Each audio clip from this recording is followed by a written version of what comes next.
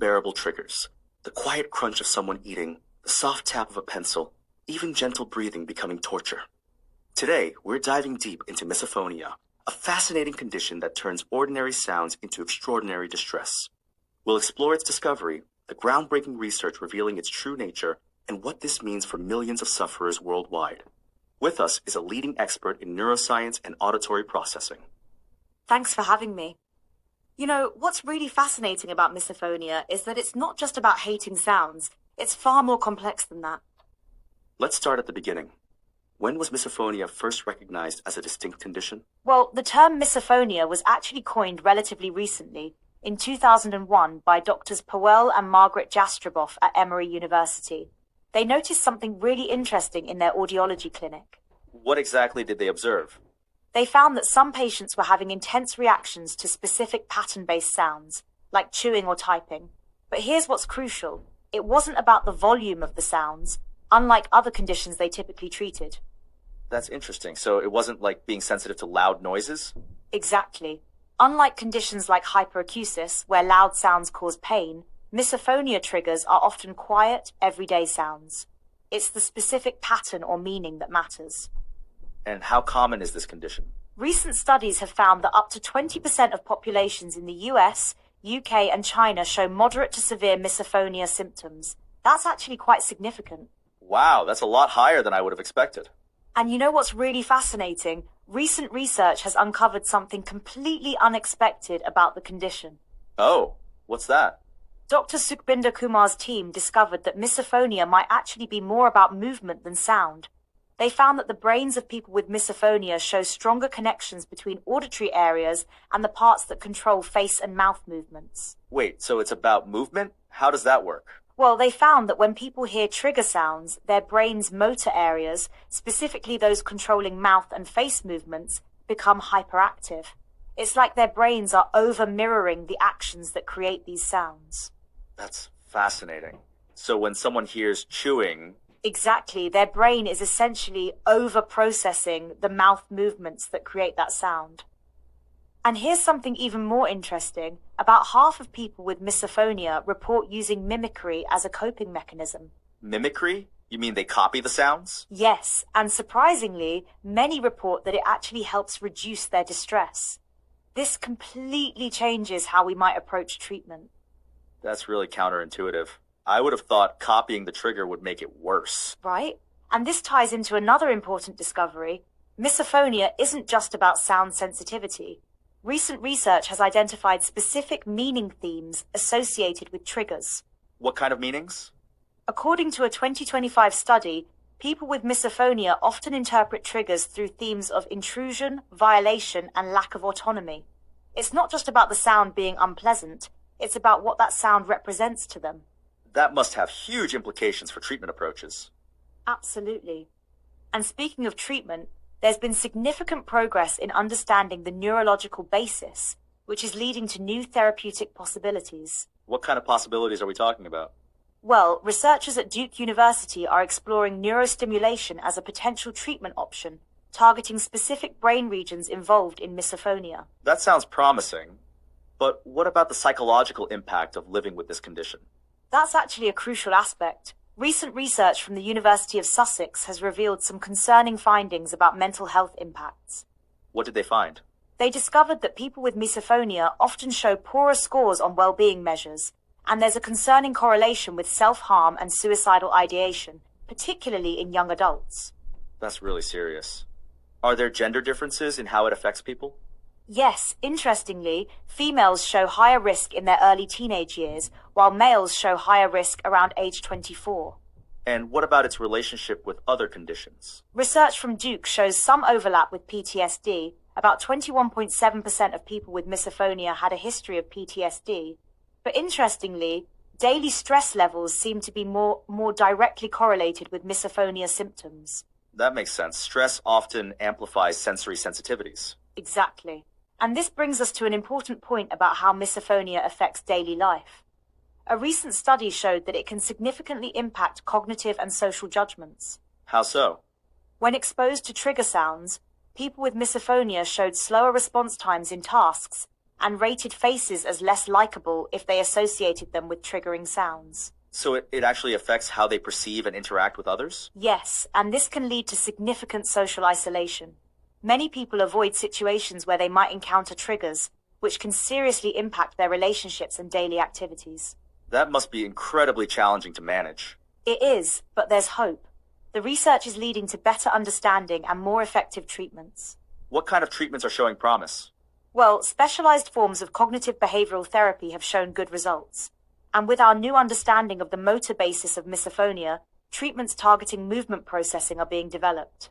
That's really interesting about the movement aspect. It seems to completely change how we think about the condition. Absolutely. It suggests that instead of focusing solely on sound tolerance, we might need to address how the brain processes and mirrors others' actions. Has this led to any specific changes in treatment approaches? Yes, some therapists are now incorporating movement-based interventions, and there's growing interest in using neurostimulation to modulate the overactive mirror neuron system. It sounds like we're at a really exciting point in understanding this condition. We are. The research is becoming more cohesive, and we're starting to see patterns emerge that help explain why misophonia affects people the way it does. What do you think are the most important next steps in research? I think we need more studies on early intervention, especially given what we know about the risks for young people, and we need to better understand how the mirror neuron system plays into all this. And what about support for people currently dealing with misophonia? That's crucial. We need better screening tools and more accessible treatment options.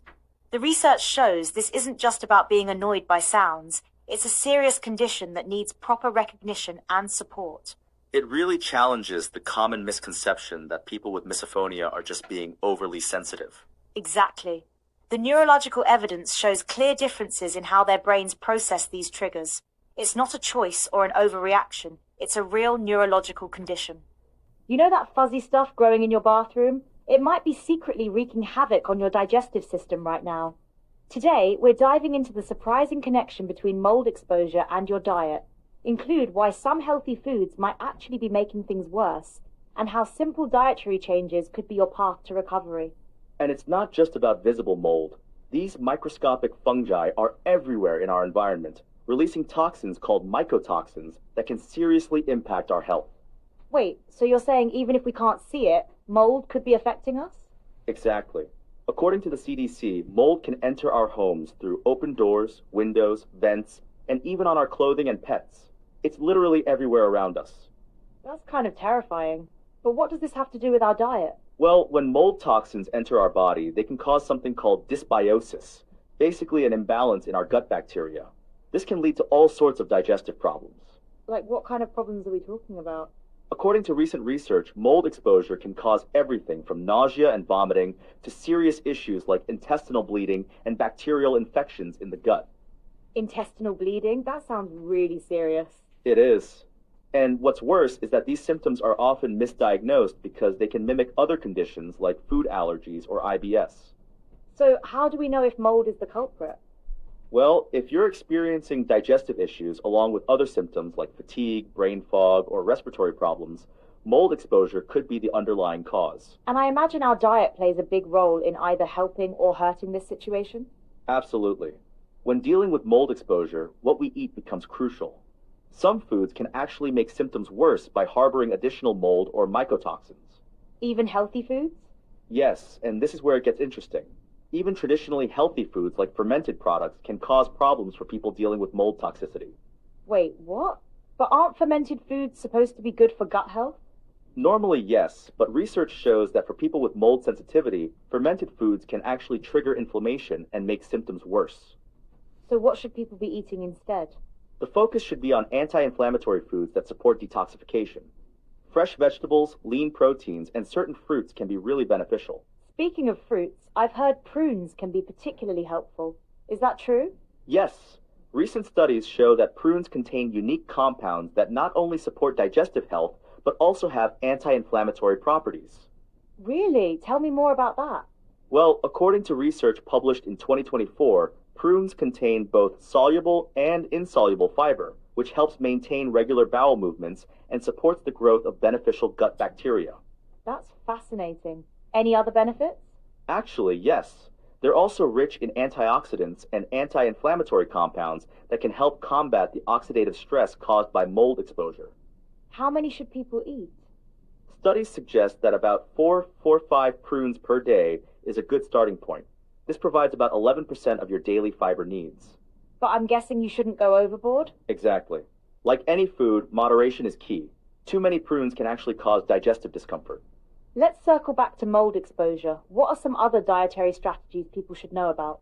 One crucial strategy is avoiding foods that commonly contain mold or mycotoxins, like aged cheeses, dried fruits that aren't properly stored, and certain grains. How can people tell if their food might be contaminated? Well, visible mold is obviously a red flag, but it's not always visible. Proper storage is key, keeping foods in dry, cool places and using them before their expiration date. And I imagine packaging matters too. Absolutely. Airtight containers are essential, especially for grains and nuts, which can develop mold if exposed to moisture. What about supplements? Can they help? Some supplements can support detoxification, but it's important to work with a healthcare provider because some supplements can actually make symptoms worse if not used properly. That makes sense. Any other dietary tips for our listeners? Staying hydrated is crucial. Water helps flush toxins from your system and supports your body's natural detoxification processes. And I'm guessing processed foods are a no-go? Right. Processed foods can contain hidden mold and mycotoxins. Plus, they often lack the nutrients needed to support healing. What about eating out? That must be tricky. It can be challenging.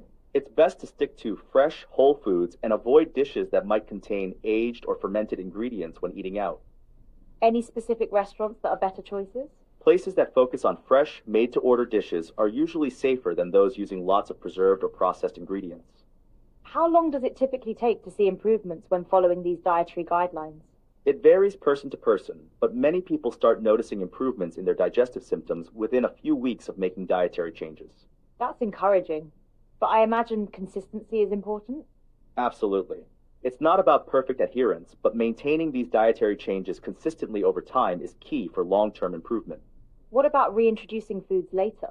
Once symptoms improve, you can slowly reintroduce certain foods one at a time while monitoring your body's response. But this should be done carefully and systematically. That makes sense. Any final advice for our listeners? Remember that healing from mold exposure is a journey. Focus on fresh, whole foods, stay hydrated, and pay attention to how your body responds to different foods. And don't forget about those prunes. Right. Just remember, 4 or 5 per day is plenty. More isn't always better. This has been really eye-opening. I had no idea mold could have such a big impact on our digestive health. Many people don't realize it until they start experiencing symptoms. That's why awareness is so important.